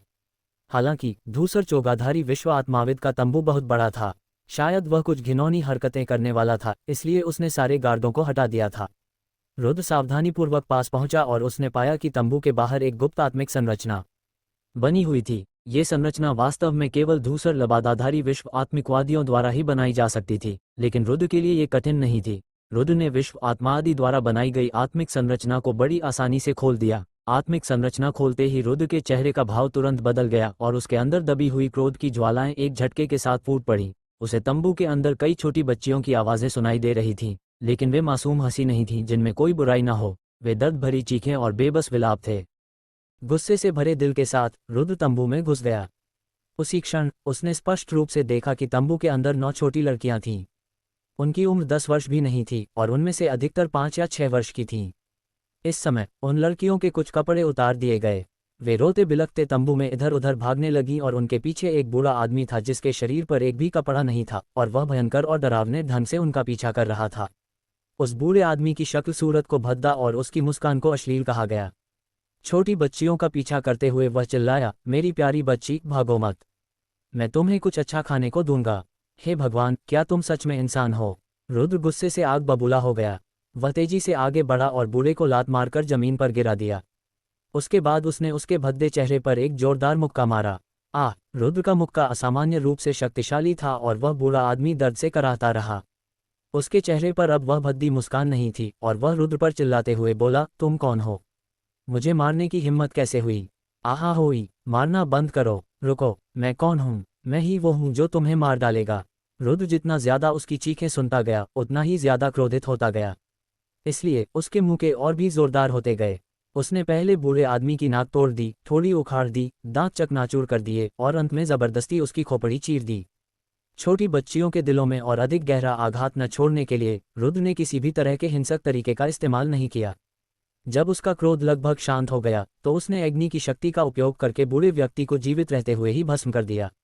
धूसर चोगा पहने विश्व आत्माविद का काम तमाम करने के बाद रुद्र ने अपना सिर घुमाकर छोटी लड़कियों के समूह की ओर देखा। उसने पाया कि वे सभी वहीं खड़ी थीं और अपनी नम आंखों से उसे घूर रही थीं। उनके चेहरों पर अभी भी वही भय झलक रहा था। हालांकि उनकी निगाहों में रुद्र के प्रति कोई भय नहीं था, मानो वे जानते हों कि रुद्र उन्हें नुकसान नहीं पहुंचाएगा और उनकी मदद कर रहा है। क्या आप सभी पहाड़ के पास वाले गांव से आए हैं? रुद्र ने पूछने के लिए अपना मुंह खोला। हम, छोटी बच्चियों ने एक साथ सिर हिलाया और वे स्पष्ट रूप से बहुत प्यारी लग रही थीं। उन्नति कौन है? रुद्र ने छोटी बच्चियों की निगाहों की ओर देखा और उम्मीद से भर उठा। उसे आशा थी कि उन्नति नाम की लड़की जीवित है ताकि कम से कम वह जय और उमन को इसका स्पष्टीकरण दे सके। मैं उन्नति हूँ। अचानक एक छोटी लड़की के आगे बढ़ने पर एक युवा कोमल और मधुर आवाज सुनाई दी। उस लड़की के कपड़े बहुत ही साधारण थे। उसके मोटे मोटे कपड़ों पर जगह जगह पैबंद लगे थे और उसके छोटे जूतों में से एक में 2 उंगलियां दिख रही थीं और दूसरे में से सिर्फ आधा पैर ही दिख रहा था। फिर भी वह छोटी लड़की उन्हें फेंकने को तैयार नहीं थी। भले ही उस नन्ही बच्ची ने फटे पुराने कपड़े पहने थे, फिर भी उसकी मासूमियत पर कोई असर नहीं पड़ा। उसकी बड़ी बड़ी भोली आंखें धूल के एक कण से भी अछूती 2 चमकती हुई खगोलीय पुतलियों जैसी थीं। खासकर उसके सिर पर बंधी 2 छोटी छोटी चोटियां बच्ची की मासूमियत को और भी बढ़ा रही थीं। तुम उन्नति हो, रुद्र ने आगे बढ़कर पूछा। उसका तनावग्रस्त हृदय आखिरकार शांत हो गया। हम, बड़े भाई, क्या आप मुझे जानते हैं? उन्नति ने अपनी मधुर आवाज में जवाब दिया। हाँ, मैं जानता हूँ। अब मैं तुम्हें जान गया हूँ, है ना? तुम्हारे दोनों बड़े भाइयों ने मुझे तुम्हें लेने के लिए भेजा था। रुद्र ने उन्नति के छोटे से सिर को सहलाते हुए मुस्कुराते हुए कहा। उसे पता चला कि छोटी बच्ची वाकई बहुत प्यारी थी। उसके बाद विशेष विधियों का उपयोग करते हुए रुद्र ने चुपके से छोटी लड़कियों के समूह को ब्लैक टॉर्टोइस सिटी से बाहर निकाला। तभी उसने श्वेत सिर वाले ईगल को नीचे बुलाया और छोटी लड़कियों के समूह को ऊपर चढ़ने में मदद की। लिटिल व्हाइट, इन्हें वापस उसी गांव में ले आओ जहां हम आज गए थे। रुद्र ने सफ़ेद सिर वाले बाज से बात की। रुद्र की बात सुनकर नन्ही सफ़ेद चील ने भी बड़ी समझदारी से सिर हिलाया। लिटिल व्हाइट का प्रदर्शन देखकर रुद्र बहुत संतुष्ट हुआ। यही कारण था कि उसे लिटिल व्हाइट पसंद थी। हालांकि उसने इंपीरियल स्काई टेक्निक में महारत हासिल कर ली थी, फिर भी रुद्र लिटिल व्हाइट को अपने परिवहन साधन के रूप में इस्तेमाल करना पसंद करता था। इससे न केवल ऊर्जा की बचत होती थी, बल्कि लिटिल व्हाइट एक कुशल सहायक भी थी। बड़े भाई, आप हमारे साथ नहीं आ रहे हैं? अचानक उन्नति की आवाज़ सुनाई दी। पीछे मुड़कर देखने पर रुद्र ने पाया कि सफ़ेद सिर वाले बाज पर बैठी बाकी सभी छोटी लड़कियां इतनी डरी हुई थीं कि वे अपना सिर उठाने की भी हिम्मत नहीं कर रही थीं। वे सफ़ेद सिर वाले बाज के ऊपर लेटी हुई थीं और उसकी पीठ के पंखों को कसकर पकड़े हुए थीं। वे हिलने डुलने की भी हिम्मत नहीं कर रही थीं। लेकिन उन्नति अलग थी। उस समय वह साहपूर्वक श्वेत सिर वाले ईगल की गर्दन पर बैठी थी। उसने अपनी पतली कमर सीधी की और अपनी मासूम बड़ी आंखों से रुद्र को घूर रही थी। मुझे कुछ काम है, इसलिए मैं आप सबके साथ नहीं जा सकता। रुद्र मुस्कुराया और फिर उसने अपने विश्व बैग से कुछ सोना निकाला। उसने इसे ब्लैक टॉर्टोइस सिटी से चुराया था। उन्नति को सोना सौंपने के बाद रुद्र ने उसे ये भी निर्देश दिया कि वह सोना अपने माता पिता को दे दे ताकि वे जल्दी से गांव से निकल जाएं। उसने ये भी निर्देश दिया कि जब वह बड़ी हो जाए तो अपने बड़े भाइयों के साथ मार्शल आर्ट का अभ्यास करे। उन्नति ने बड़ी समझदारी से सिर हिलाकर जवाब दिया, क्योंकि उसे रुद्र की सारी बातें याद थीं। जब रुद्र उन्हें विदा करने की तैयारी कर रहा था तो उसने पूछा, बड़े भाई, आपका नाम क्या है? ये सुनकर रुद्र थोड़ा हिचकिचाया। उसे समझ नहीं आ रहा था कि उन्नति को अपना नाम बताना सही होगा या नहीं, लेकिन उसकी आंखों में जवाब जानने की उत्सुकता देखकर रुद्र मुस्कुराया और बोला, रुद्र। बड़े भाई रुद्र, मैं आपको हमेशा याद रखूंगी, उन्नति ने मीठी मुस्कान के साथ कहा। उन्नति और अन्य लोगों को विदा करने के बाद रुद्र चुपके से उस विकृत विश्व आत्माविद के निवास में वापस घुस गया। उसने अपना विश्व आत्मा का चोला पहना और उस विश्व आत्माविद का नाम लेकर रात के अंधेरे में उसने तेजस राजकुमार के महल की सेना को इकट्ठा किया। रुद्र सम्राट मकबरे का प्रवेश द्वार खोलकर अंदर छिपे खजाने की खोज करना चाहता था, लेकिन वह ये भी जानता था कि सम्राट मकबरे के अंदर जाना बेहद खतरनाक था। अकेले व्यक्ति की शक्ति से यह काम असंभव था। इसलिए चूंकि तेजस राजकुमार के महल से इतने सारे लोग मौजूद थे तो उसने स्वाभाविक रूप से उनका व्यर्थ उपयोग नहीं किया। उसने सम्राट मकबरे का द्वार खोलने के लिए उनका उपयोग करने की तैयारी की। चाहे कितना भी खतरा हो, वह पहले उन्हें बलिदान के लिए जाने देगा। अगर यहाँ के सभी लोग मर भी जाएं, तो भी रुद्र को जरा भी बुरा नहीं लगेगा, क्योंकि इस बार तेजस राजकुमार के महल से भेजे गए सभी लोग लीन वंश के थे। रुद्र की लीन वंश के प्रति कभी भी अच्छी भावना नहीं थी, इसलिए वह उन सभी की मौत चाहता था। हालांकि रुद्र ने अचानक आधी रात को तेजस राजकुमार के महल की सेना को इकट्ठा करके स्पिरिट फॉर्मेशन का प्रवेश द्वार खोल दिया, जिससे कई लोग नाखुश हो गए। जब रुद्र एक संरचना बना रहा था, तभी कुछ लोग आपस में फुसफुसाते हुए दबे स्वर में शिकायत करने लगे। ये बूढ़ा विकृत मानसिकता वाला व्यक्ति इतनी देर रात हमें फोन करके फिर से क्या पागलपन कर रहा है? कौन जाने, शायद उसने कुछ छोटी बच्चियों को अपवित्र करके मार डाला हो और चूंकि वह उब गया है, इसलिए वह हमें यातना देने आया है। धिक्कार है, वह सचमुच एक विकृत मानसिकता वाला व्यक्ति है। हमारे तेजस राजकुमार का महल ऐसे राक्षस का समर्थन क्यों कर रहा है? चुप रहो, थोड़ा शांत रहो। हमारे लंकेश्वर कुल को राजकुमार के महल में अपनी स्थिति को स्थिर करने के लिए उस पर निर्भर रहना होगा। हमें उसके साथ सावधानी से पेश आना चाहिए। रुद्र को लोगों की बातों की परवाह नहीं थी, क्योंकि भले ही लोग गाली गलौज कर रहे थे, वे उसे नहीं बल्कि उस बूढ़े व्यभिचारी को गाली दे रहे थे। काफी मेहनत से बिछाने के बाद रुद्र का अति शक्तिशाली गूढ़ रहस्योद्घाटन प्रारूप अंततः अग्नि के निर्देशों के तहत पूरा हो गया और उसी क्षण ये घूमना शुरू हो गया। विशाल संरचना खुल गई और प्रकाश कल के सूरज की तरह मुड़ता और बहता चला गया। इसने पूरी धरती को रोशन कर दिया, विशेषकर उन विचित्र प्रतीकों को। ऐसा लग रहा था मानो उनमें जीवन हो और वे सीलबंद आत्मा संरचना के प्रवेश द्वार की खोज जारी रखे हुए हों। देखो, इस बूढ़े व्यभिचारी ने इस बार जो आत्मा का निर्माण किया है वह कुछ अलग ही लगता है। यह अप्रत्याशित रूप से सुंदर है। इस समय कई लोगों ने प्रशंसा में आह भरी। छी, ये तो महज दिखावा है। जहां तक मैं देख रहा हूं, वह इस आत्मा निर्माण द्वार को खोल भी नहीं सकता। अगर खोल सकता तो पहले क्यों नहीं खोला? इतनी देर तक इंतजार करने का उसका क्या कारण था? लेकिन कुछ लोगों को यह भी लगता था कि आत्मा निर्माण द्वार खोला ही नहीं जा सकता। तारांकन हम। लेकिन ठीक उसी समय आत्मा संरचना से निकलने वाला प्रकाश अचानक सिकुड़ गया और उसके बाद जैसे झरने का पानी उल्टी दिशा में बहता है, वैसे ही वह आत्मा संरचना के प्रवेश द्वार में घुस गया। मूल रूप से बंद आत्मा संरचना उस क्षण एक विशाल ब्लैक होल में बदल गई। उस पल हर कोई अवाक रह गया और अतुलनीय आश्चर्य के साथ बोला, ये सचमुच खुल गया। सम्राट के मकबरे का प्रवेश द्वार पहले ही खुल चुका था। बाकी लोगों की तो बात ही छोड़िए, रुद्र भी बेहद उत्साहित था। ऐसा इसलिए था क्योंकि किसी को भी इसके भीतर छिपे खतरे का पता नहीं था। हालांकि वे इसके भीतर मौजूद खजानों और अवसरों को लेकर बहुत उत्सुक थे। उसी क्षण सभी ने अपनी निगाहें रुद्र की ओर घुमाईं और कमांडर के आदेश की प्रतीक्षा करने लगे कि उन्हें अंदर जाने और लंबे समय से प्रतीक्षित खजाने को खोजने की अनुमति दी जाए। वूश ये देखकर रुद्र चुप रहा क्योंकि वह उस विकृत विश्व आत्मावादी की अभद्र आवाज नहीं सुनना चाहता था। इसलिए उसने अपना हाथ थोड़ा ऊपर उठाया और फिर अचानक नीचे गिरा दिया। प्रवेश करना। रुद्र के आदेश के बाद तेजस राजकुमार के महल की पूरी सेना एक साथ सम्राट के मकबरे के प्रवेश द्वार में घुस गई। ये कहना गलत नहीं होगा कि तेजस राजकुमार के महल की सेना वास्तव में अच्छी तरह से प्रशिक्षित थी। उन्होंने हर तरह के औजारों का बेहतरीन इस्तेमाल किया और पहले अंधेरा रहने वाला प्रवेश द्वार उनकी मशालों की रोशनी से जगमगा उठा। इस सुनियोजित प्रवेश प्रक्रिया के तहत हजारों लोगों का विशिष्ट समूह बहुत तेजी से सम्राट के मकबरे में प्रवेश कर गया। उनके सामने एक विशाल और गहरी गुफा थी। उस जगह में प्रवेश करने के बाद सभी लोग सतर्क हो गए। कोई भी व्यक्ति अपनी मर्जी से नहीं हिला और उन्होंने रुद्र के आगे बढ़ने के आदेशों का पूरी तरह से पालन किया। रुद्र, सम्राट के मकबरे का ये प्रवेश द्वार पूरी तरह से सुरक्षित है, इसलिए संभव है कि हम ही इस जगह में प्रवेश करने वाले पहले लोग हों। आपको और भी ज्यादा सावधान रहना होगा क्योंकि यहाँ के यंत्र भी पूरी तरह से सुरक्षित हैं। अगर वे सक्रिय हो गए तो वे निश्चित रूप से आप सभी की ओर बढ़ेंगे। एग्नी ने कुछ देर आगे बढ़ने के बाद गंभीरता से याद दिलाया। रुद्र ने भी पाया कि यह इलाका अलग था। ये बहुत बड़ा था। कई घंटों तक चलने के बाद भी वे अंत तक नहीं पहुंचे। जितना वे चलते गए जगह उतनी ही चौड़ी होती गई। अंत में ऐसा लगा जैसे वे किसी ऐसी भूमिगत दुनिया में आ गए हों जिसका कोई अंत या सीमा नहीं थी। रुद्र को आगे बढ़ने का रास्ता जानने के लिए केवल विश्व आत्मा दिशासूचक यंत्र पर ही भरोसा करना पड़ा। हालांकि रुद्र को यह नहीं पता था कि यह तो बस शुरुआत थी। रुद्र और बाकी लोग जब इस तरह चल रहे थे तो ऐसा लग रहा था मानो वे किसी अथाह दुनिया में प्रवेश कर गए हों। वे बेहद सतर्क थे और हर कदम के बाद ऐसा लग रहा था जैसे वे अपना डेरा डालने वाले हों। वे उस विशाल दुनिया में लगातार आगे बढ़ते रहे। समय धीरे धीरे बीतता गया और धीरे धीरे तेजस राजकुमार के महल की प्रशिक्षित सेना भी निराशा से घिर गई। वे सोच रहे थे, क्या ये भूमिगत दुनिया कभी खत्म नहीं होगी? लेकिन सौभाग्यवश उस स्थान पर प्रवेश करने के 10वें दिन ही परिवर्तन प्रकट हुआ। विशाल गुफा जगत में उनके सामने प्रकाश प्रकट हुआ। यह एक विशाल शहर था। सफेद रंग की चट्टानी दीवारें, भव्य महल, ऊंची और विशाल शहर की दीवारें, चौड़े बड़े द्वार। उस क्षण भूमिगत दुनिया में ऐसा ही एक शहर प्रकट हुआ। उस पल हर कोई असामान्य रूप से उत्साहित हो गया। इस विशाल भूमिगत दुनिया में ऐसा शहर किसने बनाया? वहां किस तरह के लोग रहते थे? या क्या वहां कोई खजाना छिपा था?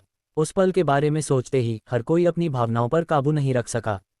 वे तेजी से आगे बढ़े और शहर की ओर चल पड़े क्योंकि 10 दिनों की लगातार भागदौड़ के बाद शहर उगते सूरज की रोशनी की तरह था और इसने लोगों को आशा की किरण दिखाए।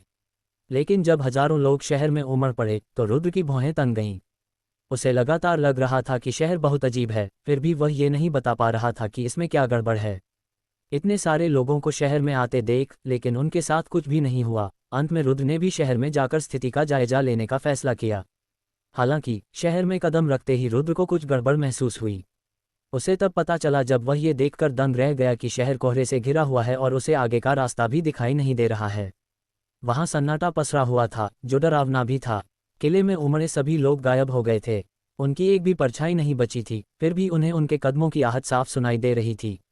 सबसे महत्वपूर्ण बात यह थी कि जब रुद्र ने पीछे मुड़कर देखा तो उसे पता चला कि वापस जाने का कोई रास्ता नहीं है। चारों ओर घना कोहरा छाया हुआ था। धिक्कार है, ये तो स्पिरिट फॉर्मेशन है। रुद्र ने मन ही मन कोसते हुए कहा कि स्पिरिट फॉर्मेशन बहुत शक्तिशाली था।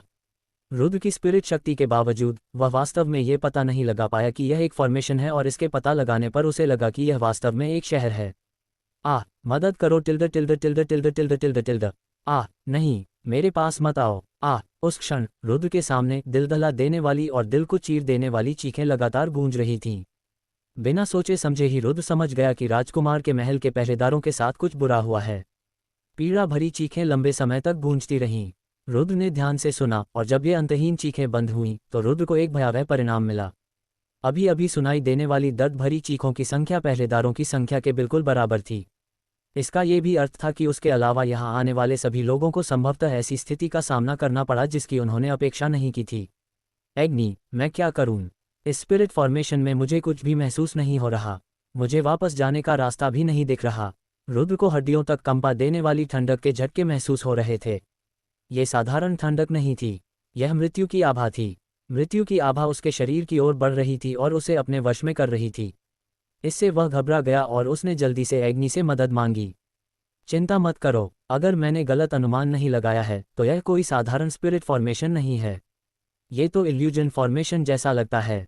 एग्नी ने कहा। भ्रम निर्माण, इसका क्या मतलब है? रुद्र ने झट से पूछा।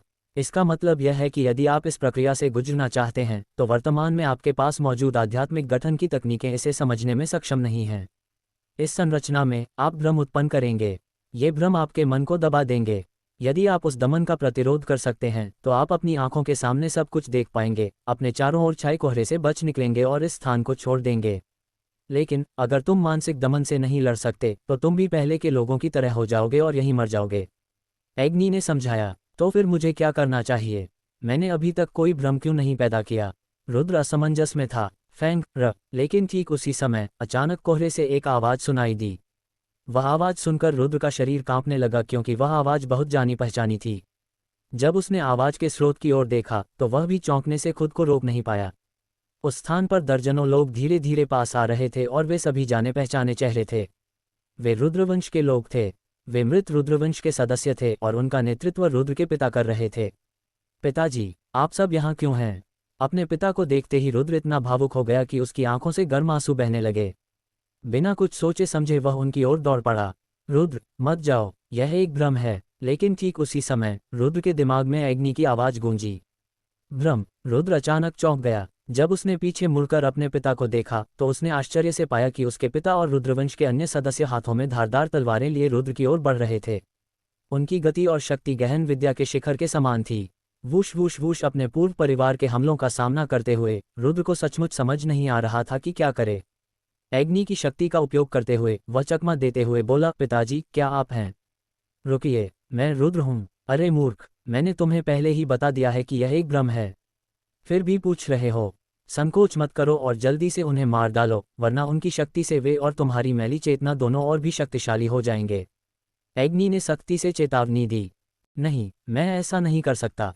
ऐसा लग रहा था जैसे रुद्र एक अजीब चक्र में फंस गया हो। भले ही एग्नि उसे लगातार याद दिला रही थी, भले ही वह खुद जानता था कि उसकी आंखों के सामने का दृश्य केवल एक भ्रम था, लेकिन जब उसे अपने परिवार को स्वयं मारना पड़े तो वह अपने दिल को ठंडा नहीं कर सका और हमला नहीं कर सका। बेवकूफ़, यह एक भ्रम है और ये तुम्हारा परिवार नहीं है। अगर तुम इन्हें नहीं मारोगे तो ये तुम्हें मार डालेंगे। क्या तुम यहीं मरने वाले हो? क्या तुम भी उन लोगों की तरह इस मायावी संरचना में फंसकर मरने वाले हो? क्या तुम्हें इस बात का एहसास है? एग्नि घबराकर चिल्लाई क्योंकि उसे लगा कि रुद्र का दिमाग मायावी संरचना से भ्रमित हो गया है। मैं। एग्नि की चीख सुनकर रुद्र पहले तो थोड़ा हिचकिचाया, लेकिन आखिरकार उसे होश आ गया। उसने दांत पीसते हुए जोर से चिल्लाया, नहीं, मैं यहाँ नहीं मर सकता। तुम सब मायावी हो, जाकर मर जाओ। बोलने के बाद रुद्र ने भागने के अपने कदम रोक दिए और अपनी आंखें बंद कर लीं। उसने शून्य ड्रैगन की पुकार की तलवार का प्रयोग किया और आकाश से तीव्र दबाव उतरा। दर्जनों मायावी आकृतियां दब गईं और वे हिल भी नहीं पा रही थीं, मानो उन्हें कुचल दिया जाएगा। रुद्र, रुक जाओ, जल्दी रुक जाओ, मैं तुम्हारा पिता हूँ। रुद्र, मैं तुम्हारा दादा हूँ। ऐसा मत करो। लेकिन उसी क्षण जो मायावी शक्तियां पहले आक्रामक थीं, वे वास्तव में रुद्र का नाम पुकारने लगीं। हालांकि रुद्र, जिसने पहले ही अपना संकल्प तय कर लिया था, ने न केवल उन पर ध्यान देना बंद कर दिया, बल्कि उसने शून्य ड्रैगन की पुकार की तलवार की शक्ति भी बढ़ा दी। अंततः दर्जनों मायावी प्राणियों को जीवित ही कुचलकर मार डाला गया। सफलता। शांत होने के बाद रुद्र ने धीरे धीरे अपनी आंखें खोलीं। लेकिन जब उसने चारों ओर नजर घुमाई तो उसका चेहरा भय से भर गया और उसकी आंखों का भाव तुरंत बदल गया। उसे ये देखकर बहुत हैरानी हुई कि भ्रम दूर नहीं हुए थे। उसके चारों ओर दर्जनों लाशें पड़ी थीं। ये लाशें उसके पिता और रुद्रवंश के अन्य सदस्यों की थीं। उनकी मृत्यु अत्यंत दर्दनाक थी क्योंकि वे सभी कुचलकर मर गए थे। मामूली मौतों में वह पहचान सकता था कि कौन कौन है, लेकिन गंभीर मौतों में वे खून के तालाब में बदल चुके थे और उनके चेहरों में अंतर करना भी असंभव था। पूफ! उस क्षण रुद्र स्तब्ध रह गया और असहाय होकर जमीन पर घुटने टेक दिए। उसने अपनी आध्यात्मिक शक्ति का प्रयोग करके ये पता लगाया कि शव असली थे। शवों पर उसके परिवार की आभा भी मौजूद थी। उसने वास्तव में अपने ही परिवार की हत्या की थी। क्या मैंने ये सब किया? मैंने अपने पिता, दादा, चाचा आदि को स्वयं मारा। रुद्र ने अपने दोनों हाथों से अपना सिर पकड़ लिया और उसकी आंखें फड़कने लगीं। उस पल वह थोड़ा पागल सा हो गया। उसका दिमाग लगभग टूट चुका था और उसके चेहरे पर दुख से तड़पते हुए मरने की इच्छा के भाव साफ झलक रहे थे। रुद्र, तुम क्या कर रहे हो? ये सब तो सिर्फ भ्रम है। भ्रम? ये देखकर अग्नि ने जल्दी से रुद्र को याद दिलाने की कोशिश की। नहीं, ये भ्रम नहीं है। ये मेरे पिता हैं, मेरा परिवार। मैं उनकी आभा महसूस कर सकता हूँ और वे असल में मरे नहीं थे, बल्कि मैंने खुद उन सबको मार डाला। तुम मूर्ख हो, यही तो भ्रम है। क्योंकि तुम इस संरचना की शक्ति से लड़ नहीं सकते, इसीलिए तुम ये निर्धारित नहीं कर सकते कि वे असली हैं या नकली। आपकी आध्यात्मिक शक्ति यहाँ पहले ही काम करना बंद कर चुकी है। रुद्र, मजबूत बनो। ये तुम्हारे दिल में बसे एक राक्षस की तरह है। यह एक ऐसा बोझ है जिसे तुम उतार नहीं सकते। इस भ्रम ने तुम्हारी कमजोरी का फायदा उठाया है, इसीलिए इसने ये रूप धारण किए हैं। तुम्हें दृढ़ रहना होगा और खुद पर भरोसा रखना होगा। विश्वास करो कि तुम सही हो। ये सब भ्रम है और सब कुछ नकली है। जब तक तुम धैर्य रख सकते हो, तुम उस राक्षस को दूर भगा सकते हो। तुम अपने अंतरात्मा को साफ कर सकते हो और अब कोई बोझ नहीं उठा सकते। अग्नि की आवाज रुद्र के कानों में गूंजती रही और यह एक दिशा सूचक दीपक की तरह थी। इसने रुद्र को जीवन रक्षा के मार्ग पर अग्रसर किया। जैसे जैसे अग्नि बार बार याद दिलाती रही, रुद्र का दिमाग धीरे धीरे साफ होने लगा। उसे अग्नि की बातों पर यकीन होने लगा और खुद पर भी। अब वह भाग नहीं रहा था और उसने सीधे लाशों की तरफ देखा। उसने सीधे अपने पिता की लाश की तरफ देखा। हम जैसे ही रुद्र ने सीधे उसकी ओर देखा, लाशें मायावी होने लगीं। खून गायब हो गया, लाश गायब हो गई और अंत में माया पूरी तरह से गायब हो गई। ठीक उसी क्षण रुद्र अंततः अपने चारों ओर की हर चीज को स्पष्ट रूप से देख पाया। उसने पाया कि वह अभी भी धुंध में है, लेकिन पहले की तुलना में यह अनुभूति पूरी तरह से अलग थी क्योंकि वह मायावी संरचना को भेदने की विधि जान चुका था। अग्नि, धन्यवाद। अगर तुम यहाँ नहीं होती तो मुझे डर है कि मैं इस चुनौतीपूर्ण चरण को पार नहीं कर पाता।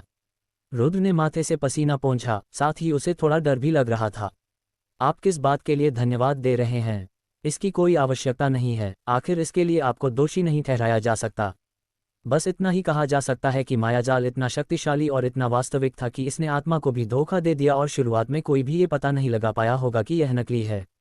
ये भावनाओं के माध्यम से किसी के दिल पर हमला करता है, क्योंकि चाहे वह पारिवारिक भावना हो या प्यार, ये लोगों को अपनी सुरक्षा की अनदेखी करने की अनुमति देता है और ये लोगों को अपनी बुद्धि खोने भी दे सकता है। लेकिन मुझे विश्वास है कि मेरे बिना भी तुम उस बाधा को पार कर लेते और अपने दिल के राक्षस को भगाकर उसे जाने देते। अग्नि ने मीठी मुस्कान के साथ कहा और उसकी जोशीली आवाज़ सुनने में बेहद सुखद थी। सबसे महत्वपूर्ण बात यह थी कि रुद्र को यह सुनकर बहुत अच्छा लगा। बुरा नहीं, प्रतिभा बुरी नहीं है। लेकिन अचानक एक गहरी और उम्रदराज आवाज़ सुनाई दी। यह आवाज़ अचानक रुद्र के पीछे से आई। आवाज़ सुनाई देने के बाद रुद्र का शरीर कांपने लगा क्योंकि उसी समय उसे अपनी पीठ के पीछे एक अत्यंत तीव्र दमनकारी अनुभूति हुई। जब रुद्र ने पीछे मुड़कर देखा तो वह चौंक गया कि उसके पीछे खून जैसे लाल रंग की दो जोड़ी आंखें थीं। उन चार खून जैसी आंखों में से दो आंखें लालटेन जितनी बड़ी थीं और बाकी दो आंखें तो दो लालटेन जितनी बड़ी थीं। हालांकि उन रक्तमयी लाल आंखों से किसी प्रकार की हत्या की मंशा नहीं झलक रही थी, फिर भी रुद्र उन्हें देखकर लगातार भयभीत होता रहा। उस स्थान पर उसकी आध्यात्मिक शक्ति काम नहीं रही थी, इसलिए वह ये पता नहीं लगा सका कि उन रक्तमयी लाल आंखों का स्वामी कौन है। लेकिन वह इतना अवश्य जानता था कि वह निश्चित रूप से एक अत्यंत शक्तिशाली प्राणी है। बच्चे, तुम्हारा नाम क्या है? गहरी आवाज फिर से गूंजी और वह तांबे की घंटी की तरह तेज और स्पष्ट थी। मैं रुद्र हूँ महोदय, मुझे आश्चर्य है कि आपका पूरा नाम क्या है? रुद्र ने आदरपूर्वक उत्तर दिया। मैं काले कछुए के कवच की तकनीक हूँ। वाह, तुम्हारी किस्मत तो बड़ी अच्छी है। न सिर्फ तुमने ये जगह ढूंढ ली, बल्कि तुम मायावी संरचना से लड़ने में भी कामयाब रहे। कम से कम तुम में कुछ क्षमता तो है। अगर तुम मेरी एक भी मदद कर सको तो मैं अपनी क्षमता तुम्हें सौंपने पर विचार करूंगा। लेकिन मुझे बस ये जानना है कि क्या तुम मदद करने के लिए तैयार हो या नहीं। ये शब्द सुनते ही रुद्र का दिल असीम आनंद से भर गया। काले कछुए के कवच की तकनीक को अधिपति भी कहा जाता था। मिलते जुलते लहजे और नाम से रुद्र ने अंदाजा लगा लिया कि यह क्या है। संभवतः ये सम्राट के मकबरे में छिपी कोई और गुप्त कला थी। उस बात को सोचते हुए रुद्र हिचकिचाने की हिम्मत कैसे कर सकता था। उसने तुरंत जवाब दिया, वरिष्ठ, कृपया मुझे अपना आदेश दीजिए। जब तक मैं कर सकता हूँ मैं अपना सर्वश्रेष्ठ प्रयास करूंगा। हाँ, तुम तो बड़े होशियार बच्चे हो। लगता है तुम जानते हो कि मैं कौन हूँ। तुम्हारे शरीर में मुझे एक जानी पहचानी सी आभा महसूस हो रही है। मैंने कभी सोचा भी नहीं था कि श्वेत बाघ, वो घमंडी आदमी, सचमुच तुम्हारी सेवा करेगा। ये शब्द सुनकर रुद्र अचंभित रह गया। उसने कभी सोचा भी नहीं था कि उसके शरीर में मौजूद श्वेत बाघ वध तकनीक को महसूस किया जा सकता है। हाँ, चिंता मत करो। मैं उस आदमी जितना घमंडी नहीं हूँ। मुझे अपने ही गुरु को स्वीकार करने में कोई आपत्ति नहीं है, लेकिन अगर तुम मेरी क्षमता पाना चाहते हो तो मुझे तुम्हारी हिम्मत की परीक्षा लेनी होगी। काले कछुए के कवच की तकनीक के अधिपति ने कहा। किस तरीके से परीक्षण? रुद्र ने तुरंत पूछा। इस जगह का अनुसरण करो और सीधे आगे बढ़ो। वहाँ एक प्राचीन पत्थर का किला है। उस पत्थर के किले के भीतर गहराई में एक बंद डिब्बा है। वह डिब्बा मेरे पास ले आओ, फिर मैं अपनी शक्ति तुम्हें प्रदान करूंगा। बेशक, अगर तुम वो डिब्बा लेना चाहते हो तो ये इतना आसान नहीं होगा। तुम्हारे पास 10 घंटे की समय सीमा है। अगर तुम ऐसा नहीं कर पाए तो इसका मतलब सिर्फ यही हो सकता है कि हम दोनों एक दूसरे के लिए नहीं बने हैं। हाँ, अचानक काले कछुए के कवच की तकनीक ने अजीबोगरीब ढंग से जोर से हंसा, और जैसे ही वह हंसा, रुद्र के चारों ओर छाया हुआ कोहरा भी पीछे हट गया। जब कोहरा पूरी तरह से गायब हो गया तो रुद्र भी विशाल गुफा जगत में लौट आया। हालांकि काले कछुए के कवच की तकनीक पहले ही गायब हो चुकी थी और दिखाई नहीं दे रही थी। वरिष्ठ, क्या इसकी रक्षा के लिए कोई चीज है, या इसका मतलब है कि इसमें कोई तंत्र है? रुद्र ने जल्दी और जोर से पूछा, लेकिन इसका कोई फायदा नहीं हुआ क्योंकि काले कछुए के कवच की तकनीक के जाने के बाद वह वापस नहीं लौटी। ऐसा लगा जैसे वह पूरी तरह गायब हो गई हो और अपना कोई निशान न छोड़ा हो। उसी क्षण रुद्र ने अनजाने में उस दिशा की ओर देखा जहां काले कछुए के कवच की तकनीक ने जाने का निर्देश दिया था। वहां गुफा की चट्टानों से बनी एक सुरंग थी।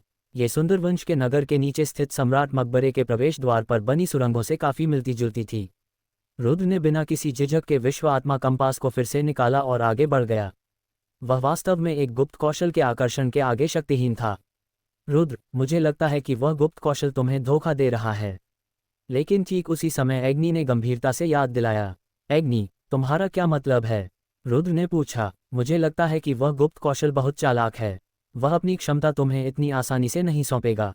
और यह भी सच है कि जो चीज़ उसने तुम्हें लाने को कहा है उसे पाना बहुत मुश्किल है, और अगर तुम उसे पा भी लेते हो तो ज़रूरी नहीं कि वह तुम्हें अपना स्वामी माने। हो सकता है कि वह तुम्हें ही खा जाए। अग्नि ने याद दिलाया। सच में? मुझे इस तरह इस्तेमाल करने से इसे क्या फ़ायदा होगा? रुद्र थोड़ा हैरान था। ये तो सीधा सादा मामला है। इसके यहाँ रुके रहने का कारण संभवतः यही है कि यह यहीं फंस गया है। जो चीज़ यह आपसे लेना चाहता है वही शायद इसकी आज़ादी वापस दिला सकती है। आपको ये जानना होगा कि गुप्त कौशल बहुत अभिमानी होते हैं।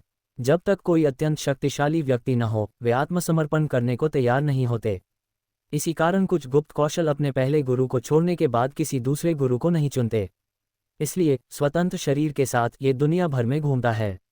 जब तक इसका सामना किसी अति शक्तिशाली विशेषज्ञ से नहीं होता जो इसे वश में कर ले, तब तक ये किसी अन्य व्यक्ति की सेवा नहीं करेगा। अभी अभी उस गुप्त कौशल ने कहा कि वह श्वेत बाघ वध तकनीक से अलग है।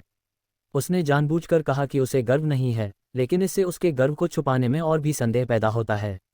कुल मिलाकर मुझे लगता है कि वह आसानी से आपकी सेवा नहीं करेगा, बल्कि ऐसा लगता है कि वह आपका इस्तेमाल कर रहा है। अग्नि ने समझाया। सचमुच, जो चीज़ें छूने की पहुंच में होती हैं वे हमेशा लोगों में संदेह पैदा करती हैं। लेकिन अभी मेरे पास कोई दूसरा विकल्प नहीं है।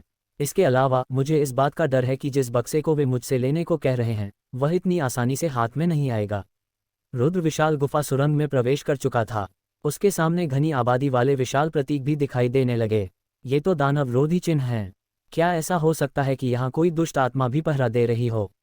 उस क्षण अग्नि भी शांत नहीं रह सकी। दानव रोधी चिन्ह दुष्ट आत्माओं को रोकने के लिए इस्तेमाल किए जाते थे, और दुष्ट आत्मा बनने के लिए कम से कम स्वर्ग स्तर की साधना की आवश्यकता होती थी। यह ऐसी चीज नहीं थी जिससे रुद्र लड़ सके। लगता है काले कछुए के कवच की तकनीक ने मुझे वाकई एक मुश्किल काम दे दिया है। रुद्र ने कड़वी हंसी हंसते हुए कहा, और वह और भी सतर्क हो गया। हालांकि उसने अपने कदम नहीं रोके क्योंकि वह 10 घंटे का समय बर्बाद नहीं करना चाहता था। 2 घंटे की भागदौड़ के बाद गुफा की सुरंग भी विशाल होने लगी और दानव विरोधी प्रतीक भी एक दूसरे के करीब आने लगे। इसका मतलब यह भी था कि रुद्र उस दुष्ट आत्मा के और करीब पहुंच रहा था। अंततः 2 घंटे और चलने के बाद दानव विरोधी प्रतीक गायब हो गए और रुद्र के सामने एक विशाल प्राचीन किला प्रकट हुआ। उस प्राचीन किले का आकार मानव खोपड़ी जैसा था। ये भयावह और डरावना था और इसे देखकर लोगों में एक अत्यंत अजीब सा भाव उत्पन्न होता था। ध्यान आकर्षित न करने के लिए रुद्र के पास विश्वात्मा कंपास को दूर रखने और अपनी आभा को छिपाने के अलावा कोई विकल्प नहीं था। सावधानीपूर्वक वह मुख के आकार के प्रवेश द्वार से अंदर चला गया। रुद्र, मेरी बात सुनो। तुम्हारी वर्तमान शक्ति के साथ अगर तुम्हारा सामना किसी दुष्ट आत्मा से हुआ तो तुम निस्संदेह मर जाओगे। दुष्ट आत्माएं आत्मिक संरचनाओं की शक्ति को नियंत्रित करती हैं और भले ही तुम्हारे पास कोई आत्मिक शक्ति न हो, अगर वह तुम पर पकड़ बना ले तो बचना लगभग नामुमकिन है। इसलिए अगर तुम्हारा सामना किसी दुष्ट आत्मा से हो तो तुम्हें मुझे अपने शरीर पर नियंत्रण करने देना होगा, अन्यथा तुम और मैं दोनों उस दुष्ट आत्मा के मुख से मर जाएंगे। अगर वह हमें निगल जाए तो न केवल तुम बल्कि मैं भी निश्चित रूप से मर जाऊंगी। हम स्रोत ऊर्जा की तरह समाहित और परिष्कृत हो जाएंगे और पूरी तरह से विलीन हो जाएंगे। एग्नि ने गंभीरता से याद दिलाया। रुद्र ने सिर हिलाया। उसने पहले भी एक दुष्ट आत्मा देखी थी और वह जानता था कि ऐसी चीजें कितनी भयानक होती हैं। ये बिल्कुल वैसा ही था जैसा एग्नि ने बताया था। वह उनसे लड़ नहीं सकता था। ये ताकत का दिखावा करने का समय नहीं था, इसलिए जब समय आएगा तो वह वही करेगा जो उसे करना होगा। वह एग्नि को अपने शरीर पर नियंत्रण रखने की अनुमति देता। भले ही अग्नि पर कितना भी बोझ क्यों ना आ जाए, जब तक वे जीवित रह सकते थे कम से कम उसके पास अग्नि को ठीक करने के तरीके तो थे। लेकिन अगर वे मर गए तो इसका मतलब था कि उनके पास कुछ भी नहीं बचा। निर्णय लेने के बाद रुद्र प्राचीन किले में और गहराई तक चला गया। जैसे जैसे वह अंदर जाता गया उसकी बेचैनी बढ़ती गई। उसने आश्चर्य से देखा कि प्राचीन किले में केवल एक ही सुरंग थी। दुष्ट आत्मा द्वारा पकड़े जाने से बचने के लिए रुद्र ने अपनी आत्मिक शक्ति का उपयोग करने का साहस नहीं किया। उन परिस्थितियों में रुद्र को निष्क्रिय रहना पड़ा, लेकिन उसके पास कोई विकल्प नहीं था। वह केवल सीधे आगे बढ़ता रहा और अंततः रुद्र अंत तक पहुंच गया। अंत में रुद्र के सामने एक विशाल मुख्य हॉल प्रकट हुआ। मुख्य हॉल की शैली को एक शब्द में वर्णित किया जा सकता है, विचित्र। हर तरफ बेचैनी छाई हुई थी, मानो किसी भी समय कोई भयानक दुष्ट आत्मा रुद्र के सामने प्रकट हो सकती है। लेकिन रुद्र के पास इन चीजों के बारे में सोचने का समय नहीं था, क्योंकि उसकी नज़र तुरंत अंत में रखी एक विशाल कुर्सी पर टिक गई थी, जिस पर एक अजीब सा डिब्बा रखा हुआ था। वह डिब्बा बहुत बड़ा था और उसका आकार बहुत अजीब था। वह देखने में ताबूत जैसा लगता था, लेकिन उस ताबूत में हजारों छेद थे और वह सामान्य ताबूतों से 10 गुना बड़ा था। धिक्कार है, इस कुर्सी पर एक आत्मिक संरचना है। ये देखकर कि दुष्ट आत्मा प्राचीन किले के अंदर नहीं थी, रुद्र तेजी से विशाल कुर्सी के सामने पहुंचा। लेकिन उसने पाया कि कुर्सी के बाहर सुरक्षात्मक आत्मिक संरचना की एक बहुत ही प्रभावशाली परत बिछी हुई थी।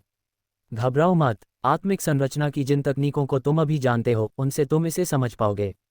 लेकिन कोई नहीं जानता कि दुष्ट आत्मा कब लौटेगी, इसलिए तुम्हें जल्दी करनी होगी। एग्नि ने याद दिलाया। मैं बस यही कर सकता हूँ। रुद्र ने दांत पीसे। गुप्त कौशल प्राप्त करने के लिए रुद्र के पास विशाल कुर्सी पर बने आत्मिक विन्यास को समझने के अलावा कोई चारा नहीं था, और वह किसी भी समय दुष्ट आत्मा द्वारा पकड़े जाने का जोखिम भी उठा रहा था। हालांकि जितना अधिक वह समझने की कोशिश करता गया, रुद्र उतना ही परेशान होता गया। उसे ऐसा लगा जैसे कोई उसकी पीठ पीछे घूर रहा हो, लेकिन जब उसने पीछे मुड़कर देखा तो वहां कुछ भी नहीं था। उस रहस्यमय प्राचीन किले के भीतर बेचैन भावनाओं से घिरे हुए रुद्र घबराकर कुर्सी पर बने आत्मिक सूत्र को समझने का प्रयास कर रहा था। अंततः पूरे 4 घंटे के प्रयास के बाद रुद्र ने आत्मिक सूत्र को खोल दिया। उस पर रुद्र पसीने से तरबतर हो गया था और उसके कपड़े भीग गए थे। वह सचमुच बेहद घबराया हुआ था। ये 4 घंटे उसके लिए सबसे कठिन समय थे, क्योंकि उसे नहीं पता था कि कब वह भयानक दुष्ट आत्मा प्रकट होकर उसे मुख्य हॉल में कैद कर देगी। लेकिन सौभाग्यवश अंततः वह सफल हो गया। जब उसने सफलतापूर्वक आत्मिक संरचना को खोला तो रुद्र ताबूत जैसी उस अजीब सी पेटी को छू सका। लेकिन रुद्र ने उत्तेजना में आकर अपनी समझदारी नहीं खोई।